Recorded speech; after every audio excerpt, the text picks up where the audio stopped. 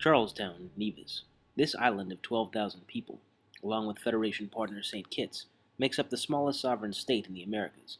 But Nevis, which once drove the Caribbean's economy with sugarcane, has bold plans for a pair of new industries, ecotourism and green energy.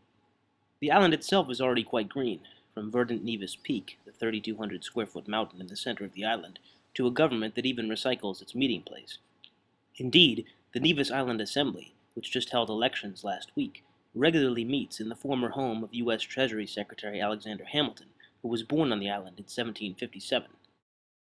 But no discussion of the island can begin without mentioning the Four Seasons Resort, which is the largest driver of Nevis's economy and its single biggest employer. The resort, which was the brainchild of Four Seasons founder Isidore Sharp and covered extensively in his book Four Seasons, opened in 1991 and just reopened in December after a $120 million reconstruction and renovation following damage from Hurricane Omar. It's overseen by Jamaican native and general manager Andrew Humphreys, who is the company's Caribbean regional vice president. Humphreys helps implement Sharp's vision, which was to build a resort that interacted with the island. The hotel now employs more than 700 Nevisians at the property. The product is one of the Caribbean's most exclusive hotels, and perhaps one of its greenest, too. The Four Seasons, which is nestled off famous Penny's Beach, and whose grounds and golf course extend up onto Nevis Peak, where it also features villa residences, makes green a highlight, from an ecocentric spa that emphasizes local treatments to sourcing its produce from local farmers using Nevis's ultra-rich volcanic soil, in addition to calling on Nevis's fishermen for its fish. There is even nighttime turtle watching on nearby Lover's Beach. It's all part of a movement in Nevis, which sits 2 miles from St. Kitts, to make waves in the Caribbean's green sector.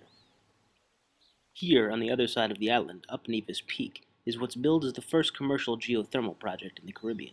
West Indies Power has already drilled 3 wells that could power not just the entire island of Nevis, but St. Kitts as well. This area we're sitting in here has about between 100 and 150 megawatts of power in it. This is where the power plant for Nevis will go on the other side. It's a single flash power plant. In other words, it uses steam directly from the earth to power it.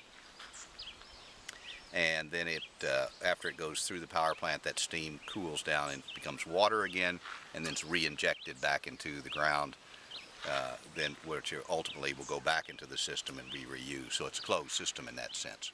Around the island's perimeter road is another green project, Windwat's Wind Farm, which is already delivering the island a portion of its electricity.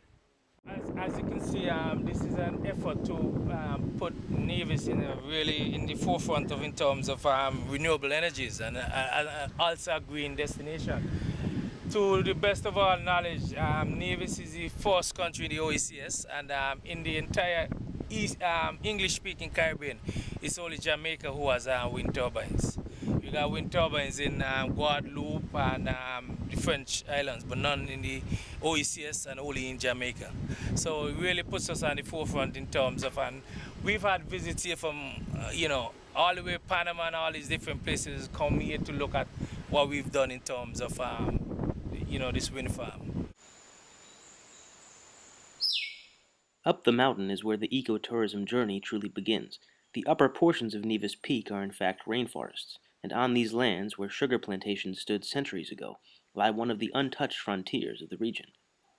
Places like the Golden Rock Plantation, which founder and longtime Nevisian resident Pam Berry has managed for decades, offer visitors the chance to explore the far reaches of Nevis's ecosystem, from mountain villages that still subsist on the land to unusual welcome committees.